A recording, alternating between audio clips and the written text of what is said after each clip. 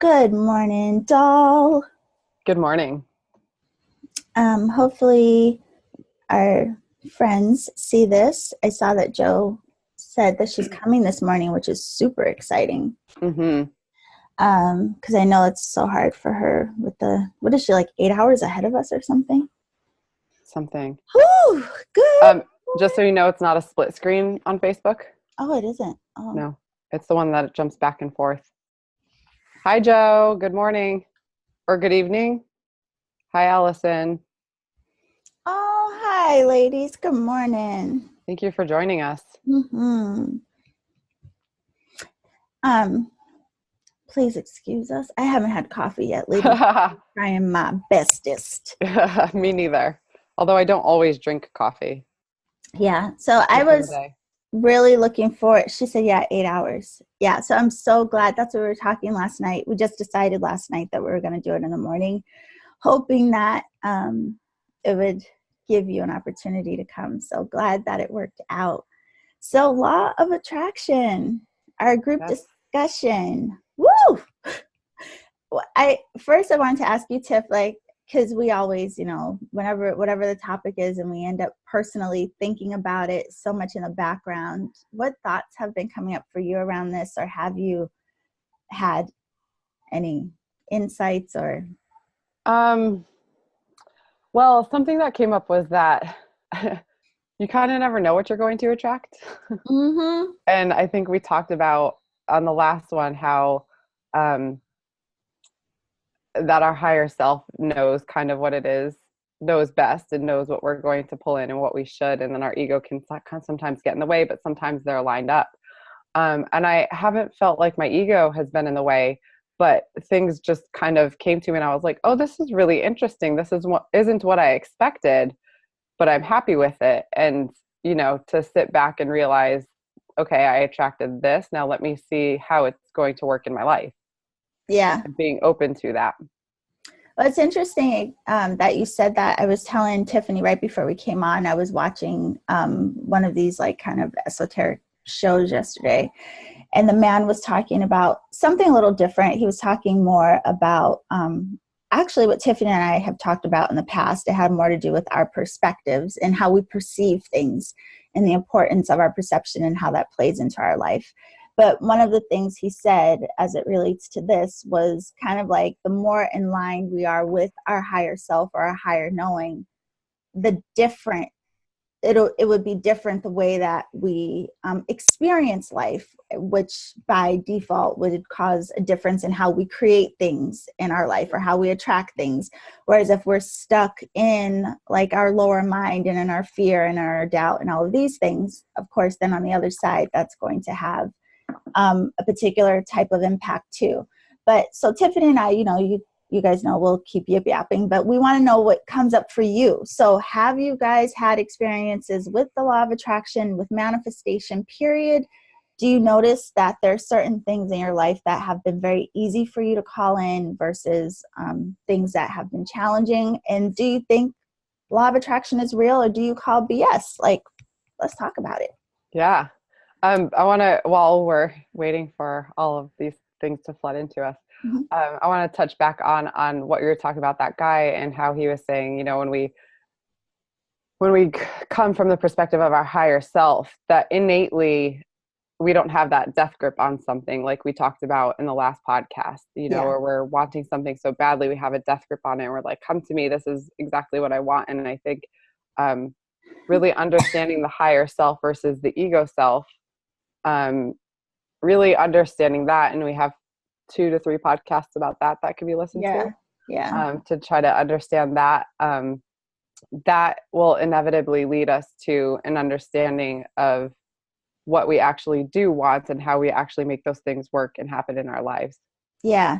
And then one of the things too, and I get to what Joe said, one of the things too that Joe. this reminds me of is what came up for me last week. I shared more detail about it with the Patreons in Dear Diary, but I literally woke up the other morning with this thought of like having, or just you don't have to be in a space of wanting, but instead be in a space of having.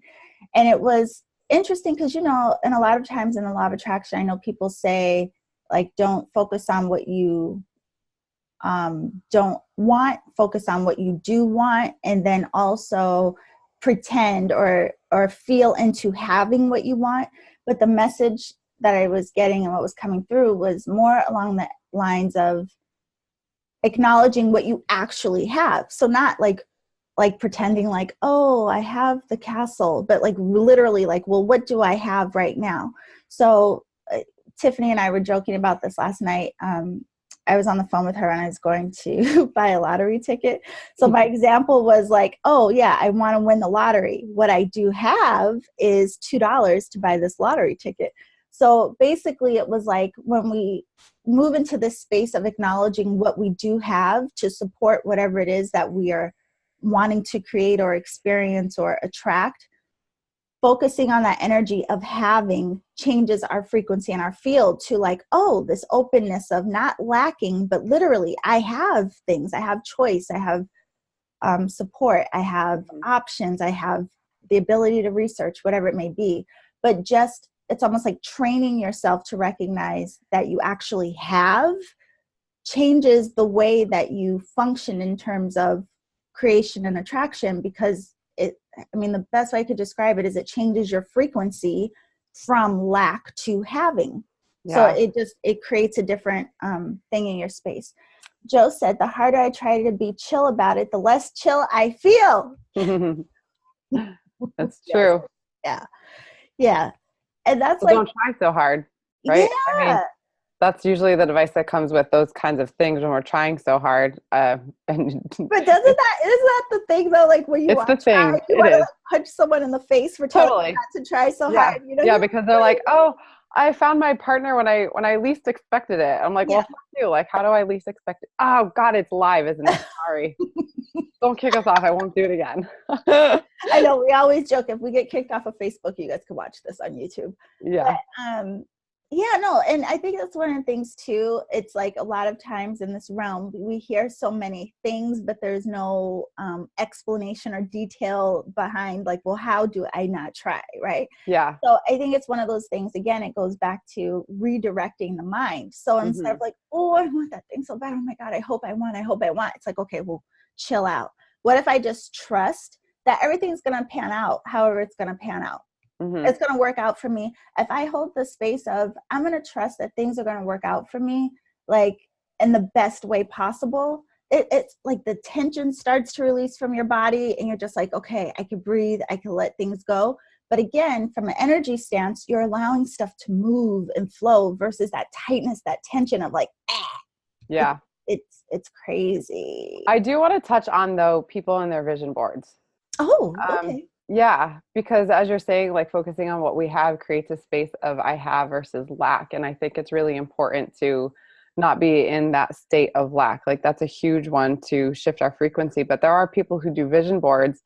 And one of my friends, she's actually really good at the law of attraction and she's older. So she's been working with us for some time and she had a keychain for a Jaguar. She's always wanted a Jaguar car. So she always had this keychain. She's like, this is for my Jaguar. And she's a very lighthearted person too. So like, you know, she always said it. And then one day she got it. She called me and she's like, I got my Jaguar. And I was like, and it was like the most amazing story of how she got it. So I think there's a difference. I think you can have your vision boards if that works for you. It's going to be different for everybody. But it depends on how you're building that vision board. Is it because like I'm dreaming of this one day, I hope to have it? Or is it, I already see myself here? And you can take that I have notion into the vision board, which doesn't exist quite yet in the future. You know, I think that there's a balance in really understanding how you're perceiving that. Well, look, she gave herself, she had the keychain. So she allowed herself to have something related to this thing that she wanted. But I think the key word that you said there was lightheartedness. And I'm pretty sure, again, like I will, you know, full disclosure, I haven't read The Secret and I don't know like all the rules of law of attraction, but what I do know is that there is this idea, like the more lighthearted we are about things, obviously that's going to create more magnetism with us, you know. And I think the lightheartedness comes with the understanding of how powerful we are as individuals and as humans. Mm-hmm. And I think that that tends to lack in our understanding as well, because we don't trust ourselves. We don't trust that we are creators of situations. So once we start to lean into that and understand that, we Mm-hmm. can be lighthearted about what it is that we're trying to attract. That is so good, Tiffy. That's like what I think is like the key in all of this. And that's why I like even, was joking before. And the other one was like, start off from ground level, recognizing number one, you are a creator. You're creating every day. Like you create opportunities, you create all kinds of things. I mean, based on our choices, our behaviors, like what we accept, reject, all these things. Like we're constantly shaping our lives and like the possibilities of what may or may not flow into our field. So I think once we get over the idea of like, there's no way I can't, like first drop that. If you come into the place of like, oh, wait, wow, I am creating my life. Let me observe what I'm creating and how. I think that's probably a key too, because you'll start to recognize like, oh yeah, when I say I want blah, blah, blah, like it's super easy. Well, why is it easy? It's because you believed it, because you were lighthearted, like what? And then the things where you do have more challenge creating, why? Is it because you're like, oh, are you even saying stuff like, it probably won't happen? Like, what are you doing that's different between the times it seems easy for you versus, wait, you went right down the path that I was planning on going on. I just wrote down the word. Go, honey, go. I wrote down the word buckets, because I think that sometimes like there's certain buckets of life that are easier for us than others, and we tend to want it to just be this one big pool, right? And it is. Everything is all interconnected, but sometimes there's, if we compartmentalize things, some things are easier for us and some things aren't. And just because the law of attraction may have worked in one bucket of life, if it doesn't work in another one, we might like pull that idea into all of them and say, oh, I'm not a creator, because it didn't work on this one. And then we forget about the one that it did work on. But the reality of that experience is that, yes, there's certain things that are harder for us in our lives that we need to work on. So there's different things that are bigger lessons for you. And maybe that one that comes harder, you need to dive a little bit deeper and dig up like, what is it actually that's blocking me? And what are my thoughts about this? That's such a good one. You reminded me too of what we were talking about right before this too, the placebo effect. And so, I mean, I think when you think about the placebo effect, it speaks so much to the power of our minds. And again, what we believe and, what we hold as possible. That like once, oh crap. Who's here? It's trash day and I forgot. That's okay. They'll be back next week. Oh crap. Things that happen when you don't get coffee and you wake up late. Okay, sorry. I'm so sorry. But yeah, so like when you think about the placebo effect, I mean, it really does speak to the power of the mind, but the power of what we actually believe. Right? Yep. I have a book that I didn't finish reading yet because I'm like a freaking squirrel when it comes to books. I'm reading a book and then I have to get on Amazon and order the next one that it made me think about something. So maybe I should get back on it, but it's called Cure and it's written by a medical doctor and it's about the placebo effect. Yeah, that's all I'm going to tell you because I haven't read it in a while, but it's like pure scientific stuff where they're really researching, like here is a placebo effect that actually worked in studies, and it is a testament to the power of the mind.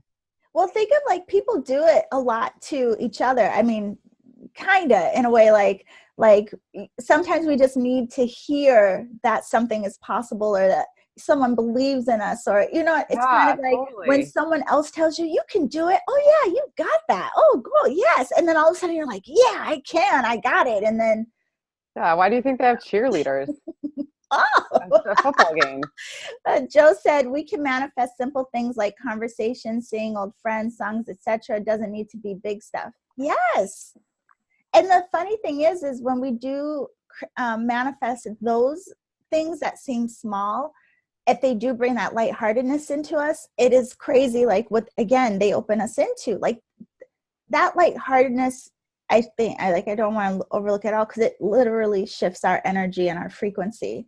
Like kind of, have you ever had those times in life where you are just happy, like you're in this flow, like you're in like you just, everything seems to be going right, and you're like waking up like the birds are singing and you're like, yeah, I'm in my groove, and everything like synchronicities and I felt it a few everything times. seems like magic. But then one thing throws you off, one thing goes wrong, and then all of a sudden you're like, man, life sucks. Well, if that one thing didn't trip you up that bad, if you catch yourself, you can stay like in that zone or that flow. Kind of like how athletes say they get into some kind of weird zone, that alignment with themselves, and they like perform so amazing. Do you want me to talk more about science regarding that? Yes. Well, one, there's another book and it's actually named Flow. Also, I'm halfway through that. I'm exposing myself a lot this morning about my habits. But I also took a mindfulness meditation course at a university here in San Diego. And they created this course specifically because, oh my God, can you hear that? Yeah. It's ringing. My phone is ringing. I'm so sorry. Technology and Tiffany don't mix. I don't even know who that was. Okay. So mindfulness. So this course was created because the BMX Olympic team, they're the number one BMXer in the world. And he was like doing all these crazy like tricks and flips and all this stuff that they're like, God, like, what is it that you like, what kind of a flow state do you get into that you can perform this? But then there was a race where he froze at the gate. Like he literally just completely froze and couldn't perform. And so the coach reached out to some neuroscientists and asked them to like help with understanding this and like understanding the study. So it was a mindfulness course about like peak athletic performance and awareness and knowledge. But it was really cool because I forgot why I went down this path. I got completely thrown off. I think the state of mind, because we were talking about like how when being in a certain yeah athletes. Yeah. So they're always cultivating their mind to do that one specific performance. I mean, we talked about, I believe it was the last podcast that we talked about the 10,000 hours of practice to actually get to a place that you want to be in or bring in what you want. It's that same idea. Like they're literally training their minds so much, and we need to train our minds to be lighthearted or to be in that place of I have versus I want or I lack. Well, there's two things you said about it. One of it, no, fudge. I was gonna say, I was gonna say sometimes. I know. I was gonna say sometimes it's easier too for us to observe like these things we're talking about. It's easier for us sometimes to observe it in other people. So like if it's hard for us to look at like, oh, where am I manifesting and where do I have a hard time? Look at the people in your life. So I'm sure like we all know there are certain people who just seem like everything just seems to come easy to them, or they're just like things just always seem to work out for them. Look at their attitudes. Like really pay attention to like how these people talk.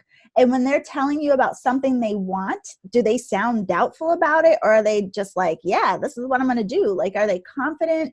Are they lighthearted people? Like what kind of flow are those people in? The ones that you see in your life that seem to do pretty good at this. Kristen. Hi, Chris. Yeah, honey, we are trying.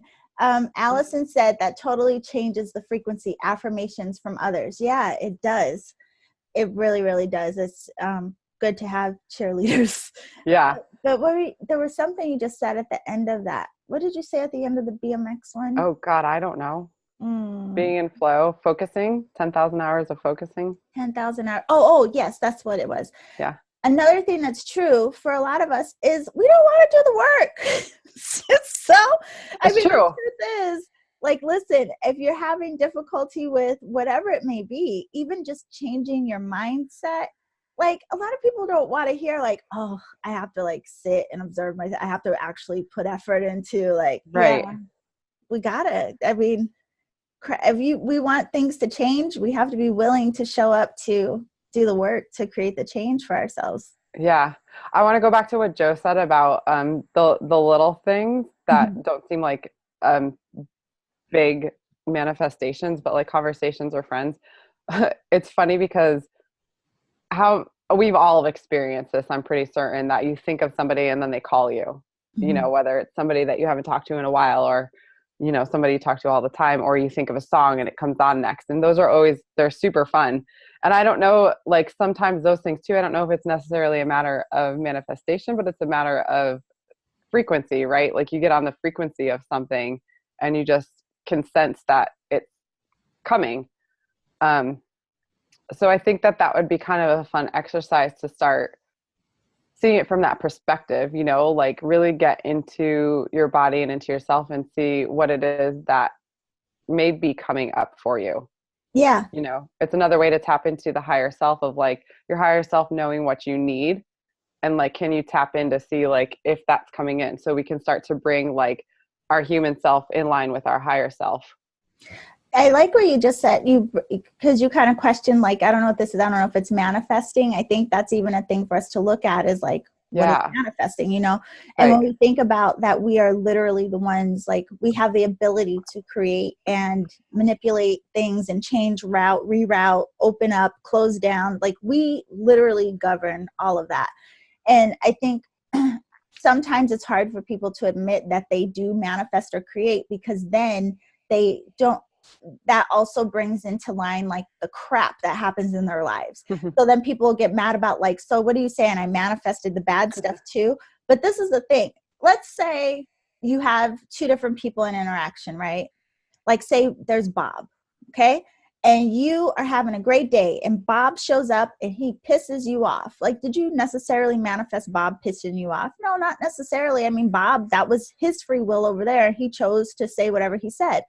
But the part where you still have a role in it, you're still participating in how you respond. Yes. Well, does your response trigger this thing and make it manifest a bigger issue? Or does your response manifest a diversion or like bringing it down? So it's like never forgetting that you play a role in creating, even if what presents itself to you isn't, you know, you're like, I didn't create this shit.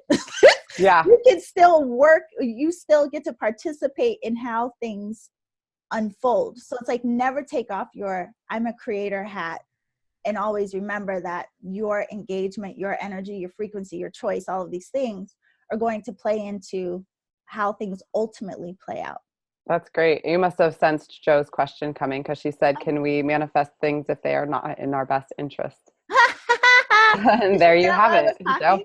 That's, yep, exactly. Popped up right as you were going down that. Yeah, well, there's another thing with that too. Go ahead, babe.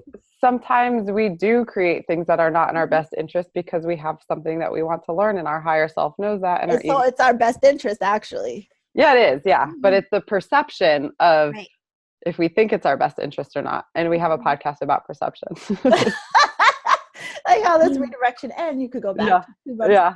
No, but it's so true. Like a lot of times things happen and we're like, God, that sucks. But it actually, you know how like people say, there's even a saying about it, like, oh, it's like a blessing in disguise, or there's something else people say, like sometimes when things go wrong, it's like the universe was protecting you for how that would have continued on, or, you know, and then too, sometimes challenging things present themselves, but it's exactly what Tiffany said. Like it's a trigger for us to help us recognize maybe something else that we have been avoiding or need to work on.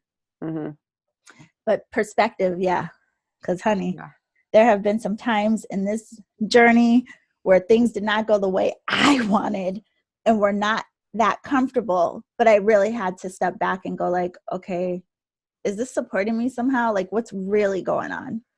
Yeah. And that's, you know, that's a matter of perspective too, to be able to see the bad times as something that were helping you. You know, there's, I'm sure there's a lot of things that we can look back on and wish had it happened, but do you really wish that they had it happen? Because you wouldn't be where you are now. And I would think and hope that where you are now is a place that's either where you want to be or a springboard for that place in which you want to go. Yeah. I mean, I think of like the most prominent one I could think of, like, I think of like when I got laid off. Yeah, that sounds terrible. Your whole life gets thrown upside down, but really that was the catalyst for why I ended up doing meditation and Reiki. Had I not gone through that experience, who knows if I would, maybe I would have found my way to this stuff, but who knows? It was not on my radar. So yeah. If I hadn't gone through all the things I'd gone through in childhood, I would never want to be here helping other people learn how to deal with it crazy. So there you have it.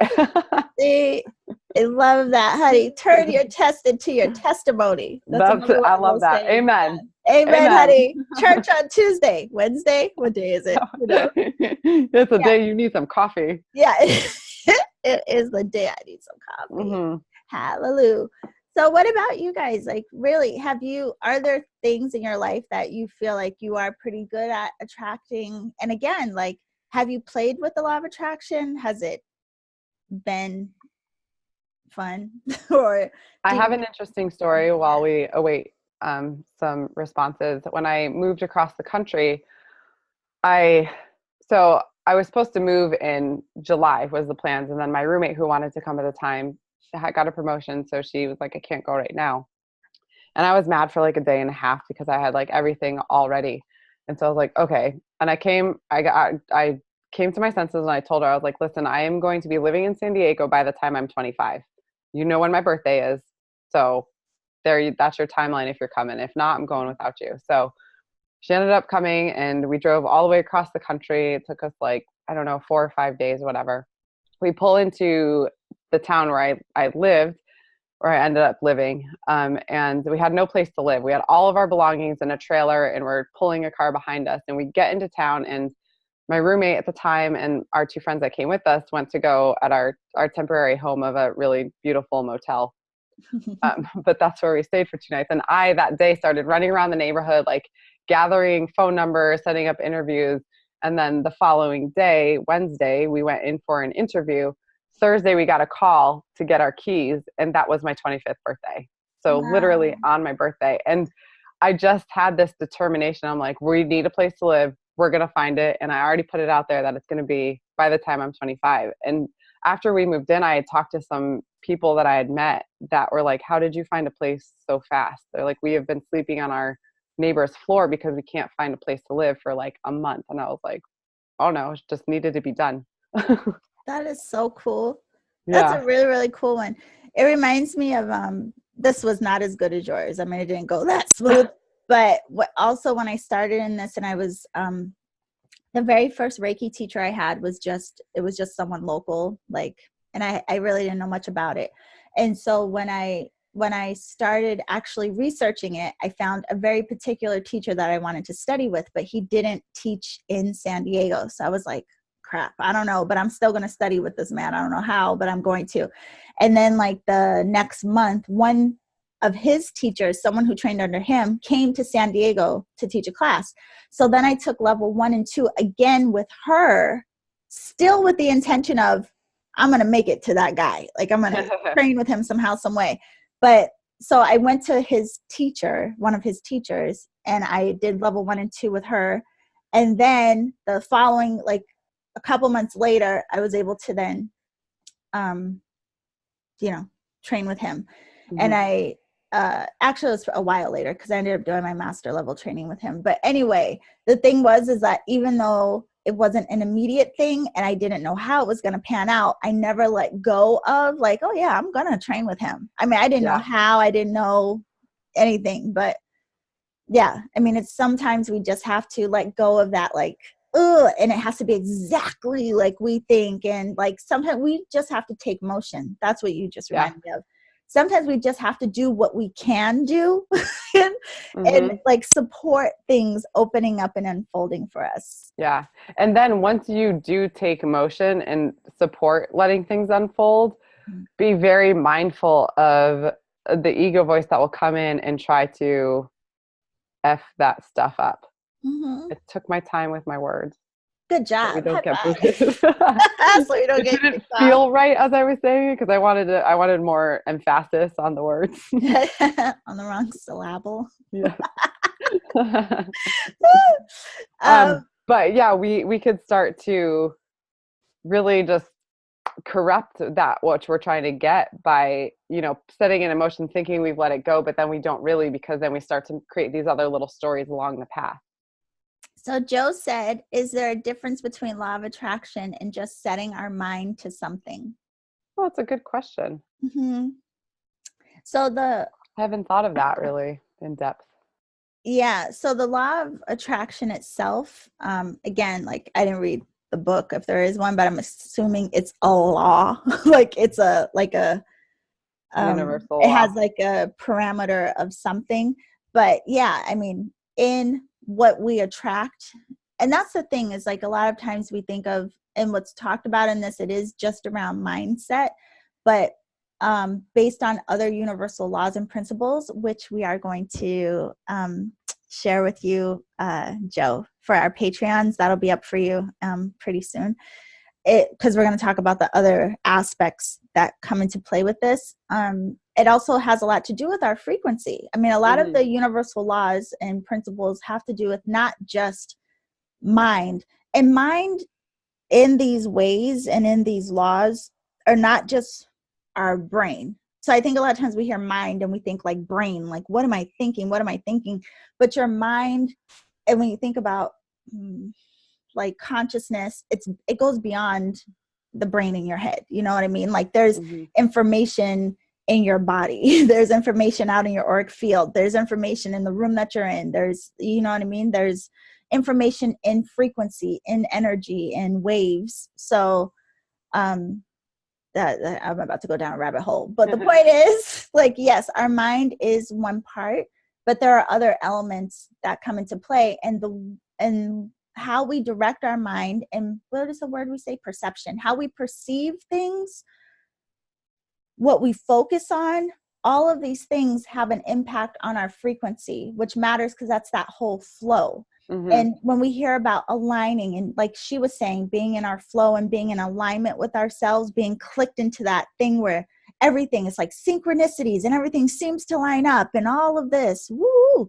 there's also a lightness to that. There's also a energetic response that's happening in that. So it's like the mind, the energy, all of these things are at work together, which is why I think too, Tiffany and I were talking about this before as well. A lot of these books, even if you read The Secret or you read the other one we were talking about, what was the Think and Grow Rich, or whatever these books are, a lot of them, again, they may work for some and not others, but a big part of all of this stuff too is our personal level of understanding.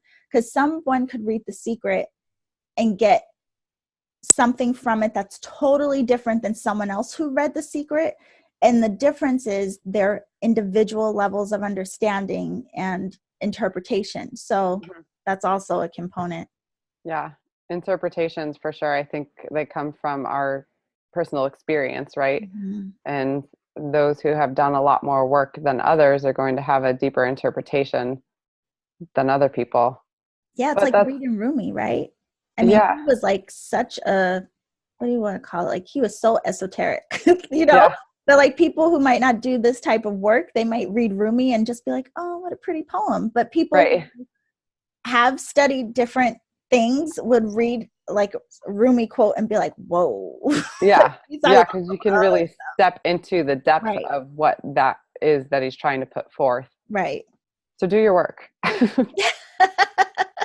why we're here. We're working together. Yeah. But you know, but that it does come back to like, we are the ones, like, it's kind of like, if I feel like we used this analogy before, but if we were cars, right? Like you would have to take the car to the shop to get maintenance to be worked on so that it runs at its peak performance. The same is true for us. And that's why, you know, people do things like meditation and yoga or whatever your personal practices may be that have to do with maintaining your entire system, like your entire functionality, so that you can function from a peak performance and then just call it in. All of those life experience and stuff, you know, if we didn't get oil changes or get things like cleaned out in the engine of the car, like all of that gunk will start to pile on top until it gets to a breaking point where it's like, now it's going to cost you a whole lot of money. And that goes for your car, or it goes for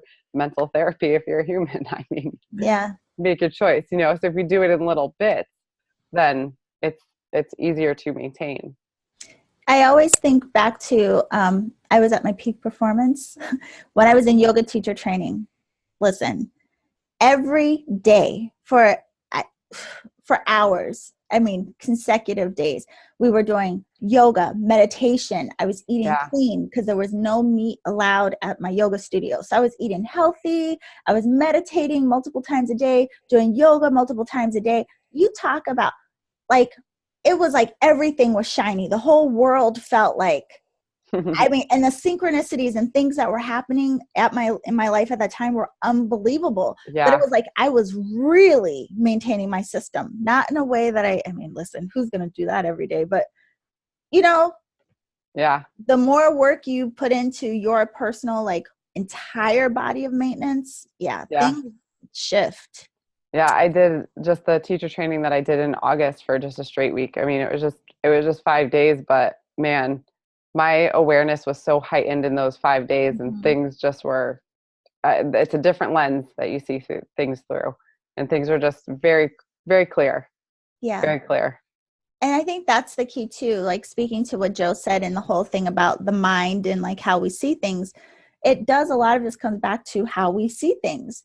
And if you are able to see and function from that higher lens of observation and perception, that is going to change how you not just experience your life, but what it is you do attract or manifest or create, because it changes, again, like the level you're functioning, you're from a higher level, so you're creating higher level, like it makes sense, like you're more expansive, more allowing just overall, versus being in that, like, just tucked, tight, afraid, stuck. Yeah. And then you're telling those stories of like nothing ever works out. Like I always tell people you're spell casting. What you keep saying out of your mouth, the things that you say all the time, you are casting spells. Okay. So nice segue. Nice segue for our next topic. Ooh, spell casting. Yeah. Yay. Yeah, we're doing spell casting for the season of Hallows Eve. Yeah. Oh, that's right. Yeah. I forgot that we already talked about that. Uh-huh. Oh, right. I just got excited like it was brand new, but I forgot Hi, Kathleen. I'm so happy you're here. I talked about you earlier in the podcast about how you manifested your Jaguar. That was a good one. Yeah.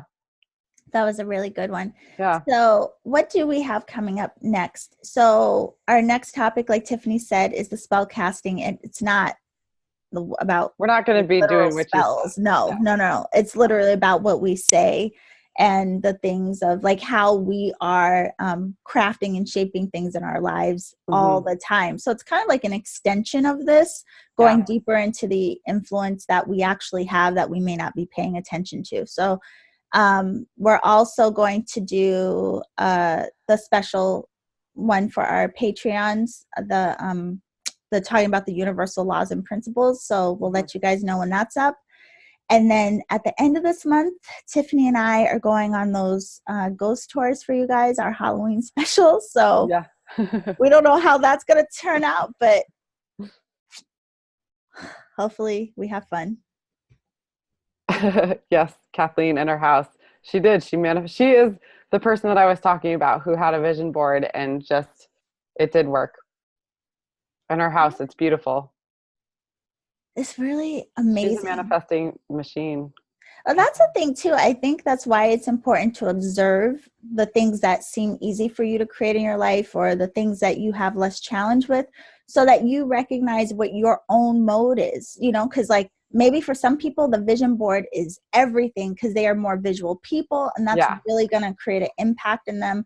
Whereas like some other people may be more like resonant with affirmations, or like you really have to also see like what is your tool that seems to work best for you. Yeah, that's a really good point.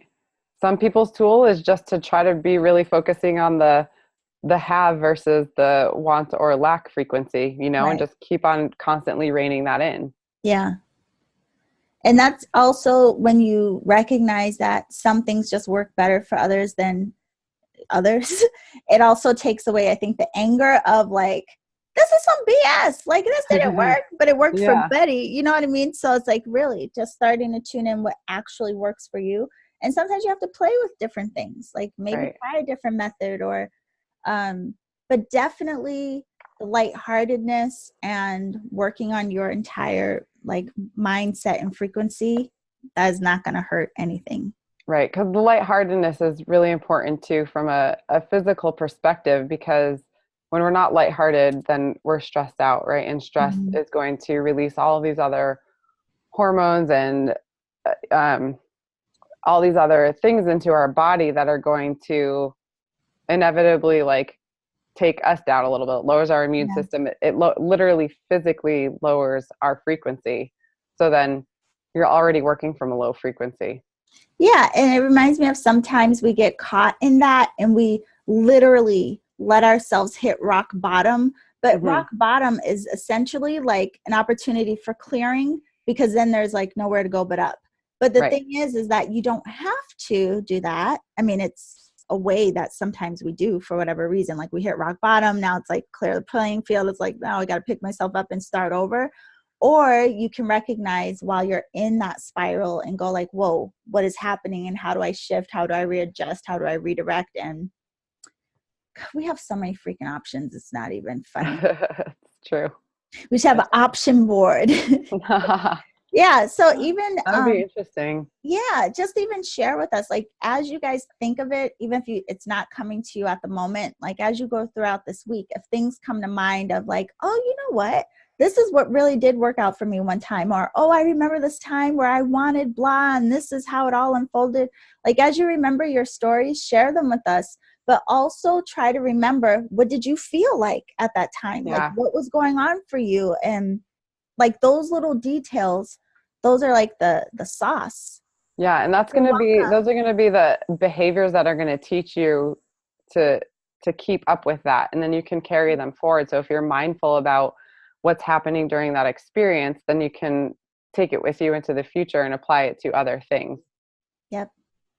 So that's good. I'm glad that we did this law of attraction thing. I mean, both Yeah. of us were kind of like cynical when we heard like law of attraction, like, ah. But I've it always actually, been wanting to dive into it because I yeah, wanted to blow up the mythology that kind of surrounds it. yeah.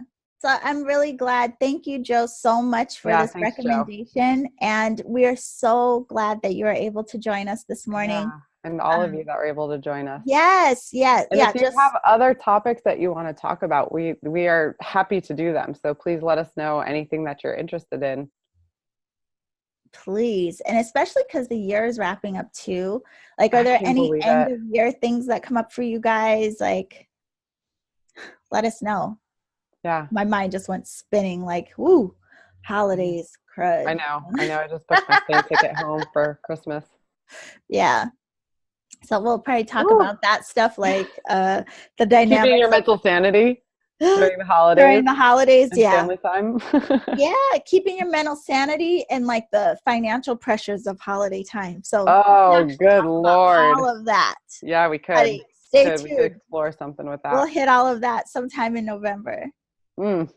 Yeah, but we still have plenty to do this month. So thank you guys so much for Yeah, being thank here. you for Thank you, joining us. Tiffy. Good morning, love bug again. I'm off to get coffee. Yes, me too. Okay. Any last words? No, no Oh, last words. Have a lovely day.